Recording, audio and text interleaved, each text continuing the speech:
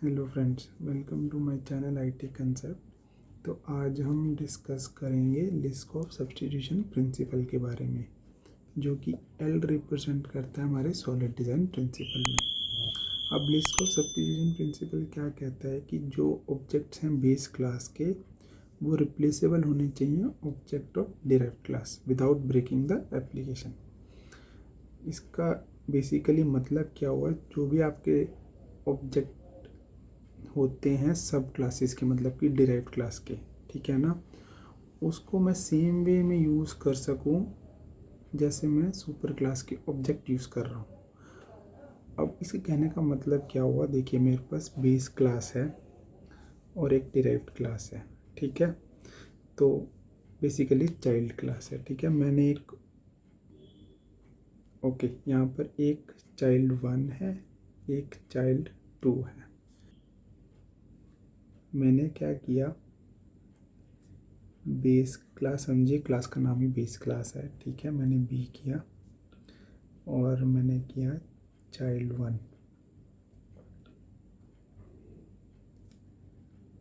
ठीक है। सिमिलरली मैंने क्या किया, बेस क्लास, इसको B1 कह दो, इसको B2, और मैंने किया चाइल्ड 2।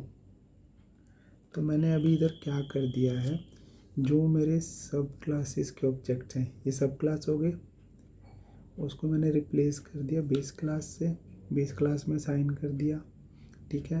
अब वो क्या कहता है लिस्ट ऑफ सब्स्टिट्यूशन प्रिंसिपल कि ऑब्जेक्ट्स ऑफ सब क्लासेस, ये सब क्लासेस हो गए, behave the same way as super class objects.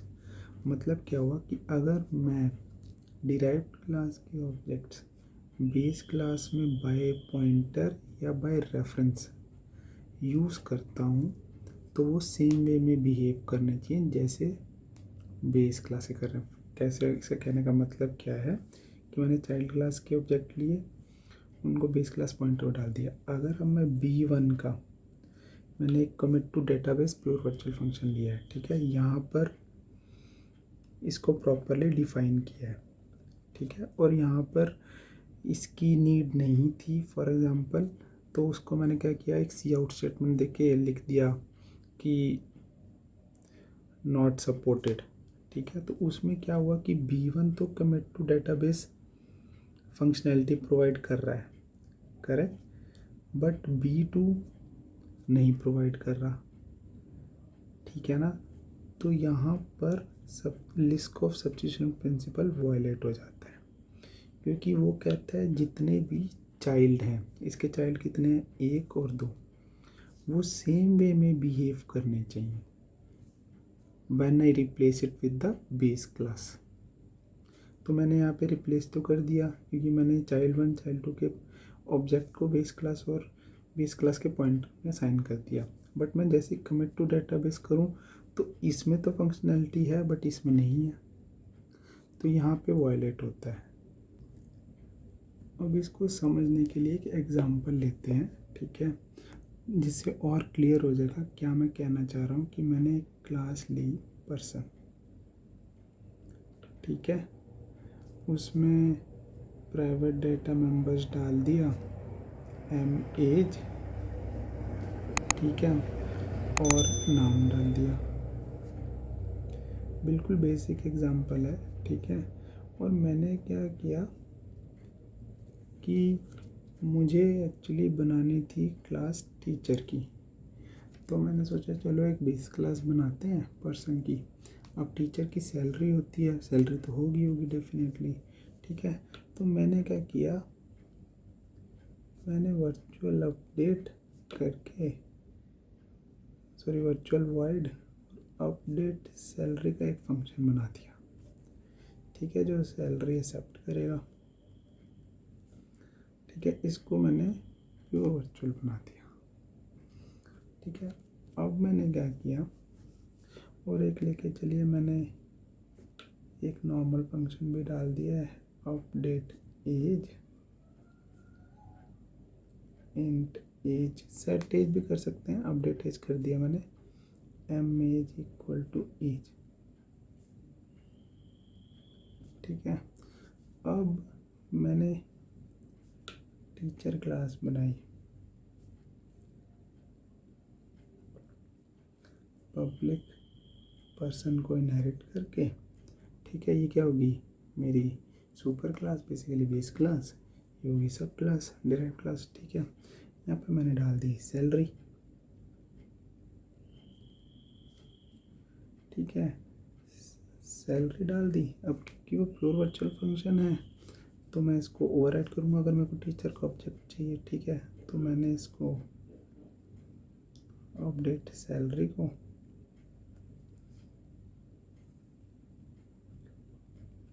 Override कर दिया।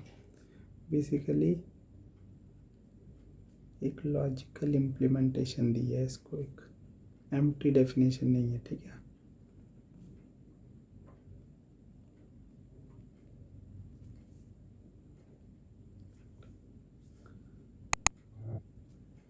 ये हुआ। अब मैंने क्या किया, मैंने मेन में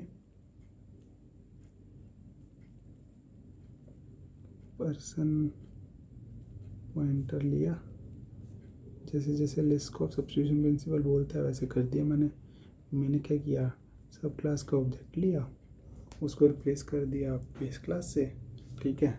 अब मैं करूँगा P1 से अपडेट सैलरी, मुझे कोई प्रॉब्लम नहीं है, इट विल वर्क फाइन, ठीक है। लेकिन अब क्या होता है, मुझे एक और क्लास बनानी पड़ जाती है, फॉर एग्जांपल स्टूडेंट,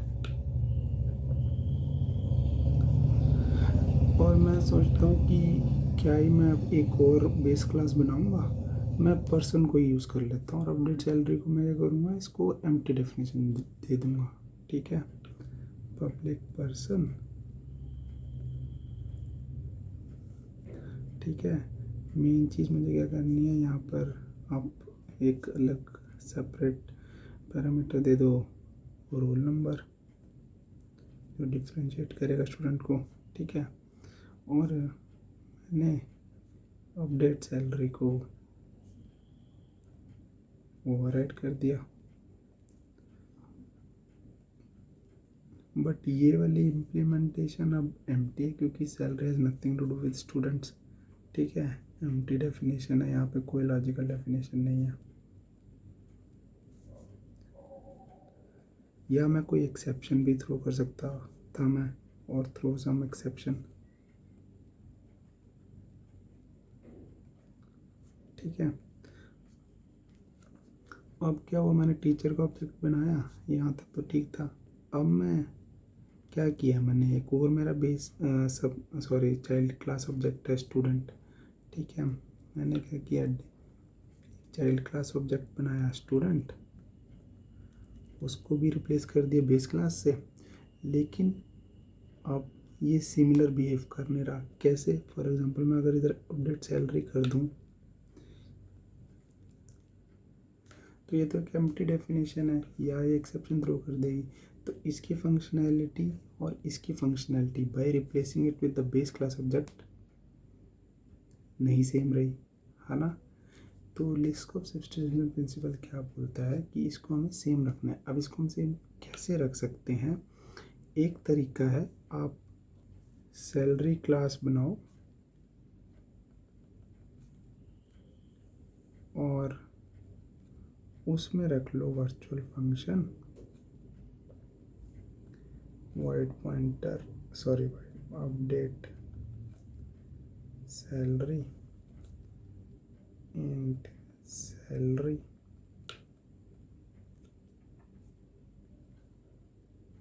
ठीक है। और अब क्या होगा, स्टूडेंट के लिए पर्सन रहेगा लेकिन टीचर के लिए सैलरी भी इनहेरिट होगी। इससे क्या होगा कि अब आप देखो, मेरे पास एक पर्सन क्लास है, ठीक है। अगर मैं स्टूडेंट को पर्सन की तरह करता हूँ तो अपडेट सैलरी तो फंक्शनैलिटी है नहीं, मैं सिर्फ अपडेट यूज़ कर सकता हूँ, ठीक है। और अगर मैं टीचर को फॉर एग्ज़ाम्पल ऐसे करता हूँ, मैं salary pointer P1 equal to teacher, मैं कर सकता हूँ ऐसे, है ना। और मैं अब P1 से अपडेट सैलरी कर सकता हूँ, और अपडेट सैलरी को मैंने अब एम्प्टी तो रखा नहीं, लॉजिकल डेफिनेशन है टीचर में तो उसकी, तो इस तरीके से मैंने लेस्को सब्स्टिट्यूशन प्रिंसिपल को वायलेट नहीं होने दिया। अगर आप इसका क्रक्स देखो, क्रक्स ये है कि आप कोशिश वही करो क्लास इनहेरिट करने की जिसकी फंक्शनैलिटी आपको यूज़ करनी है। जो आपको उसमें से फंक्शनैलिटी रिडंडेंट लगती है, डैट मीन्स आप वो क्लास रॉन्गली इनहेरिट कर रहे हैं, मतलब उसको इनहेरिट करने की ज़रूरत ही नहीं है।